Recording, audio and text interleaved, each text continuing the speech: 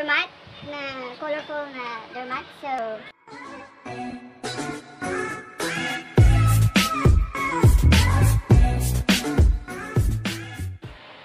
dito tayo ngayon, paggawain ng doormat. So, ito yung mga nagawa natin kagabi, nag-practice ako para may idea ako kung paano, kasi first time kong gumawa talaga ng sariling colorful na doormat. So, ang gagamitin natin ito, kailangan may frame tayo, may pako, tsaka nakasit talaga yung siyang ganito. Ayan. So, at saka ito, yung ating colorful na mga tela, ritaso ito. Iba-ibang ginawa na naming balls para anong tawag sa Tagalog, yung sumpay-sumpay. Sumpay. Ano yung sumpay? Dugtong-dugtong. So, kasi dyan na sumpay. So, ito. So, ngayon, ipapakita ko sa inyo kung paano yung step by step, kung paano gawin itong ating colorful na.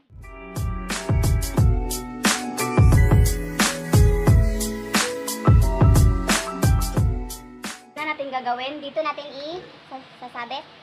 Unang step, ganito. Ganyan. Then, punta tayo dito. Hanggang. Tapos, punta tayo dito. Ganyan.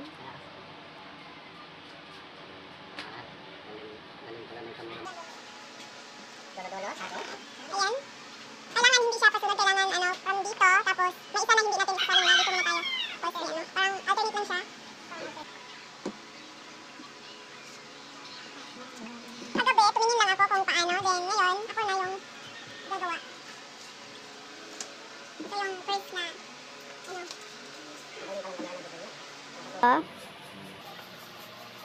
Banat ba? Pwede ba natin? Baliktad. Okay. Baliktad pala. Sorry. Pangalawang patong.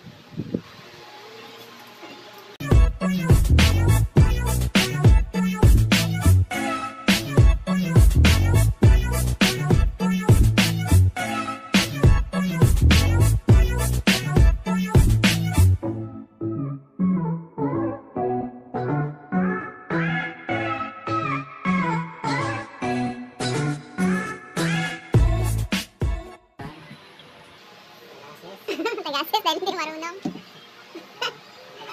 First time ko pang gumawa dito ng kaya may assistance.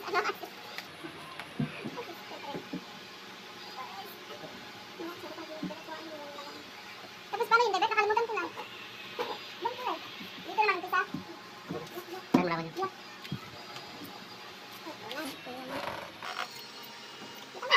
Dito na naman tayo mag-start sa kasi dito wala siyang dito wala siya.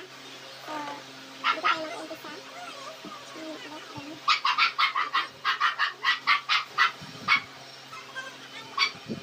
Yung mga, ito kasi, nakita mo, zoom in mo. Ito, walang empty, diba? Then, dito empty din. Wala pang lagay. So, yan. Dito natin yung ating pangatlong layer. Wala kasi ito. Kita niyo kay Init. Shoutout pala sa channel ni Bones Pam. Hello Bones Pam, shoutout sa iyo.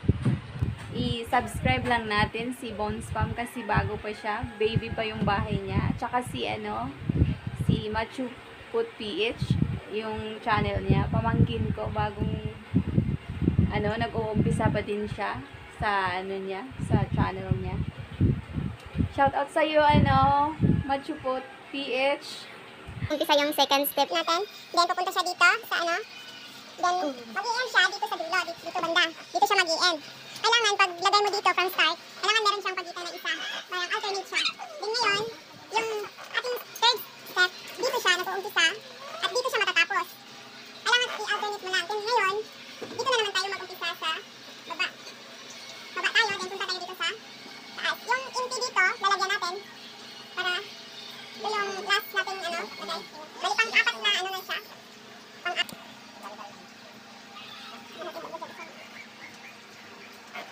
Dito po siya mag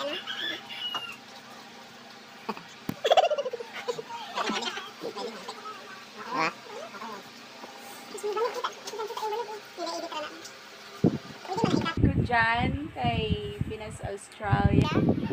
Salamat. Ram, kay si Tor Pamlat. Sa mga bayot. Hello mga bayot. Bayot ako nun. Pero ba kasama ka din? Ngayon naman, dito tayo mag-uumpisa kasi first step natin, dito tayo nag-umpisa. Ito yung first step natin. Tapos mag-i-end siya dito. So ngayon, yung second step na naman natin, dito siya nag-uumpisa. Ano, dapat kung di pa kulaan to sa ano. Bakit ito na ito nag-mic? Yun, may tinapay. May snack. May merienda. Bagong luto. Bagong luto pa, mainit pa. Mainit. Okay, okay.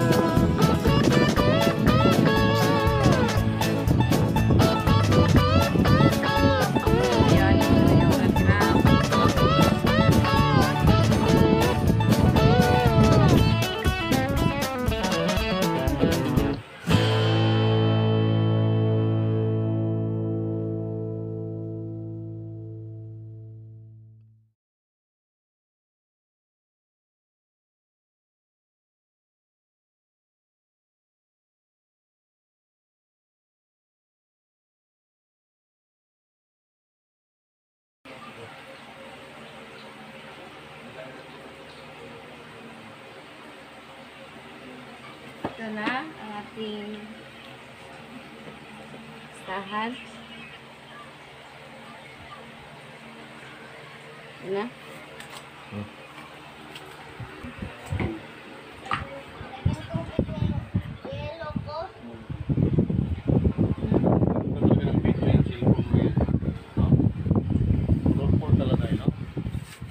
Yan.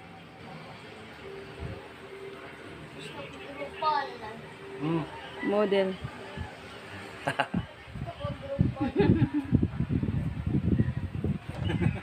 Yan, nakuha ko kagad. Ang talino ko, di ba? Charot.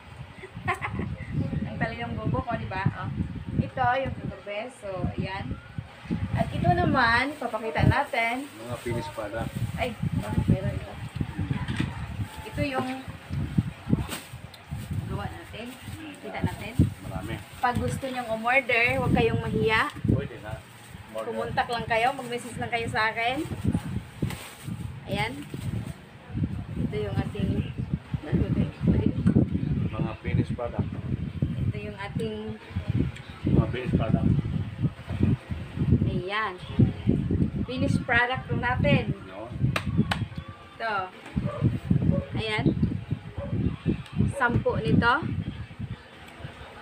is 200. Pag bibili kayo ng isang piraso, 25 pesos. Pero kung bibili kayo ng 10, makaka-discount kayo. Magiging 20 na lang per piece. So, makaka-mura kayo pag maramihan yung bili nyo. Kaya, ano pang hinihintay nyo? Dial na at mag-order ng basahan namin.